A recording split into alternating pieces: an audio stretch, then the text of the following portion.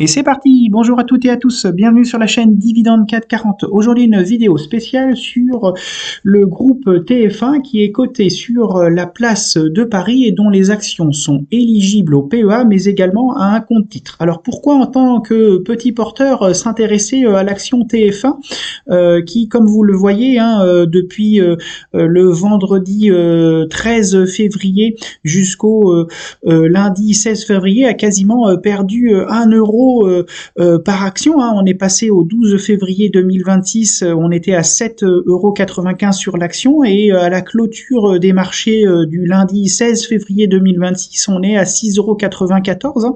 Donc on a perdu 1 euro et 1 centime sur l'action et comme le confirme ici, comme vous pouvez le voir sur le graphique toujours de Google Finance, en un mois, on est passé de 7,90 € au 16 janvier 2026 à 6,94 € au 16 janvier-février.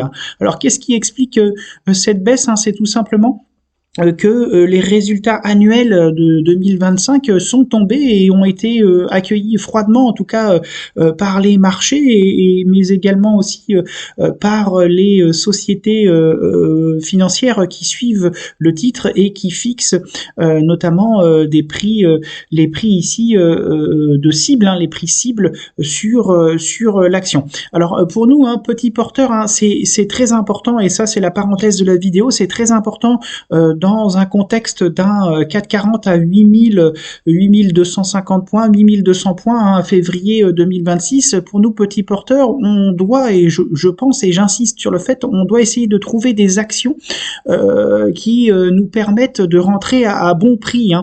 Sur le CAC 40, beaucoup d'actions ont progressé quasiment de 30, voire 40, voire 50%, et en un an ou un an et demi, et parfois les prix sont un peu élevés, et au bout d'un moment, les rendements mécaniquement seront moindres, en tout cas à l'entrée, à l'achat à un instant T, notamment à février 2026 sur le CAC 40. Donc pour nous, pour résumer, vraiment en tant que petit porteur, il faut essayer d'aller chercher des actions qui sont à la fois solides, qui offrent du rendement et qui sont à prix raisonnable. Et je pense que TF1 dans les semaines qui viennent, en tout cas jusqu'à avril 2026, jusqu'au détachement du dividende, il va y avoir des opportunités d'achat sur ce titre, même s'il est clair que il est fort probable que le titre continue à baisser jusqu'en avril, voire un petit peu jusqu'à septembre 2026, octobre 2026.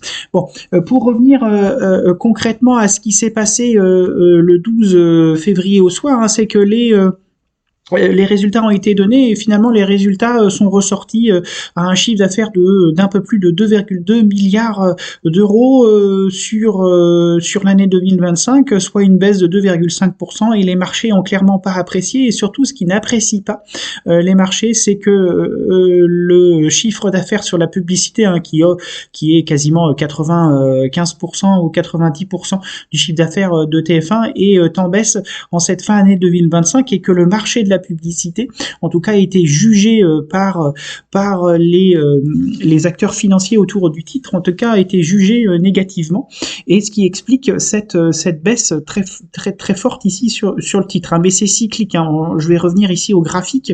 On s'aperçoit que par exemple sur 5 ans, voilà, on joue souvent les montagnes russes, comme Sanofi, comme Sanofi sur le CAC 40. TF1, c'est un petit peu comparable, où on va toucher un point bas et puis après on va refaire que monter, après on va retoucher un sommet, après on va revenir on va revenir quasiment au point de départ, etc., etc. On joue souvent ici les montagnes russes. On est souvent sur du W, ce qu'on appelle du W, sur cette action, où on touche un point haut, puis après on retouche un point bas, on touche un point haut, et tout ça sur une durée de 1 an, 6 mois sur cette action. Mais si on est par exemple, alors je reprends ici le max. Alors faut pas se fier ici dans les années 2000, mais si on prend par exemple par rapport à 2020, on est sur 6 ans, globalement on s'aperçoit que on est en progrès, on gagne 20 centimes, 30 centimes d'euros en plus du dividende sur l'action.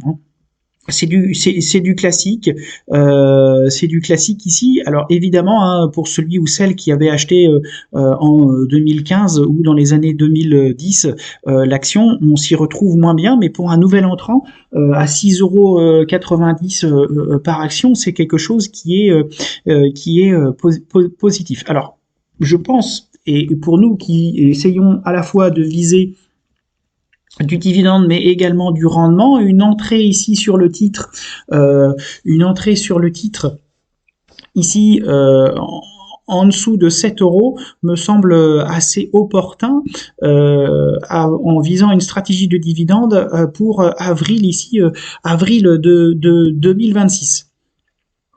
Euh, Évidemment, il faudra bien faire attention, et notamment pour ceux qui rentrent pour la première fois sur ce genre de titre. Attention, lors du détachement de l'action, donc en avril 2026, mécaniquement, l'action perdra le pourcentage du dividende. C'est-à-dire que si le rendement est de 9%, et ben, le jour du détachement du dividende au mois d'avril, ben, l'action perdra 9%. Et donc forcément, ce qui pourra faire visuellement une plus-value latente sur le titre. Alors mon conseil ici, c'est vraiment de viser tout ce qui est en dessous de 7 € et même d'attendre 6,30 dans ces eaux-là, 6,40 pour pouvoir se renforcer et de pouvoir toucher le dividende. Le dividende a été proposé donc à 0,63 centimes par action, hein, ce qui nous amène quasiment à 9% de rendement à un prix de 6,90 €. Hein. Je rappelle que si je vous laisse faire le calcul, mais si on a 9% de rendement sur une action en 11 ans à peu près, hein, oui, à peu près 11 ans, oui, 11 ans et demi, vous doublez votre capital. C'est-à-dire que si vous investissez 100 €, si vous avez 9% de rendement en 11 ans, vous avez 200 € qui enfin, vous avez toujours 100 € d'action et vous avez généré 100 € de dividendes. À vous ou pas de réinvestir, mais ici, avec 9% de rendement, vous doublez votre capital en 11 ans. Alors, il faudra bien faire attention, hein, les prix d'entrée. Je me répète, l'action très probablement va continuer à descendre jusqu'à un point de, à mon avis, 6 €, 6,10 €. 6 €, 6,10 €, flirtera peut-être vers les 5 € mais offrira forcément une remontée avant le dividende qui est grand classique ici sur TF1. Eh bien écoutez, je vous laisse commenter la vidéo, n'hésitez pas à faire des retours et puis à bientôt, au revoir.